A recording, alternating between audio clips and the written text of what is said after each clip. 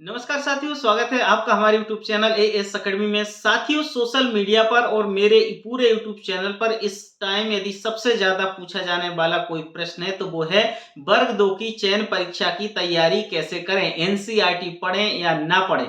तो मैंने आपको स्पष्ट बता दिया कि एनसीईआरटी किसको पढ़ना है, किसको नहीं पढ़ना है, वो आपको इस वीडियो में बताऊंगा।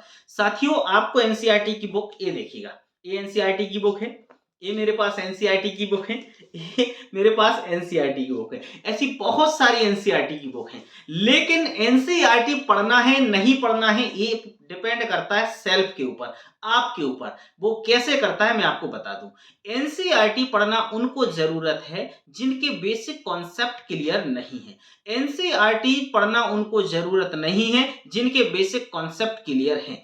साथियों, हिंदी आप पढ़ रहे हैं, आप एनसीईआरटी से पढ़ लो। सोशल साइंस से आप एनसीईआरटी से पढ़ लो। यानी आप थ्योरेटिकल जितने सब्जेक्ट है वो एनसीईआरटी से पढ़ सकते हो, उससे आपको बहुत सी चीजें मिल सकती हैं। लेकिन अब बात करें मैथ्स की, और मैथ्स की यदि आप सोच रहे हैं कि एनसीईआरटी से तैयारी कर लें, शायद सिलेक्शन हो जाए, तो ऐसा पॉसिबल नहीं है। मैं आपको बता दूं, मैथ्स प्रैक्टिस मांगता है, और मैथ्स नहीं है, कोई भी सब्जेक्ट हो, साइंस हो, केमिस्ट्री हो, अदर कोई भी सब्जेक्ट हो सकते हैं, वो प्रैक्टिस मांगते हैं। और प्रैक्टिस के लिए आपको ओल्ड पेपर उठाना पड़ेंगे, पुराने पेपर का एक कलेक्शन करो, उसमें सभी क्वेश्चंस को देखो, किस टॉपिक से कितने ज्यादा क्वेश्चंस बने हैं, और उन क्वेश्चंस को देखने के बाद आप उस टॉपिक वाइज तैयारी करो, फिर सिलेबस को समझो, तब जाके आपका चयन होगा। यदि आप इस एनसीईआरटी के पीछे पड़े रहोगे ना, तो सिलेक्शन भी नहीं होना, कुछ भी नहीं होना। मैं आपको एक बात बता दूं, ये बिल्कुल तय है, क्योंकि एनसीईआरटी के बारे में शायद लगभग किसी ने ऐसा नहीं बोला होगा कि नहीं पढ़ना है। मैं भी आपको बोल रहा हूं, यदि आपके कॉन्सेप्ट क्लियर है तो एनसीईआरटी में समय खराब मत करो, और कॉन्सेप्ट क्लियर नहीं है तो आप एनसीईआरटी पढ़ो।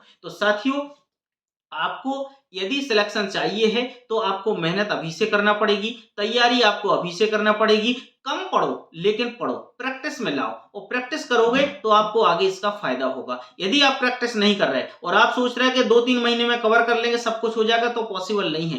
क्योंकि इतने लोग क्वालिफाई हैं और वो सब लोग बिल्कुल लगे हैं जी जान से, और वो सिर्फ एक सीट के पीछे घूम रहे हैं। तो मैं आपको बता दूं, आप भी एक सीट चाहते हो तो आप एनसीईआरटी के पीछे इतने ज्यादा मत घूमो जितना ज्यादा लोग बता रहे हैं। क्योंकि हर व्यक्ति एक ही बात बता रहा है, यार एनसीईआरटी पढ़ लो, एनसीईआरटी। एनसीईआरटी पढ़ने से क्या सिलेक्शन हो जाएगा? ऐसा नहीं है।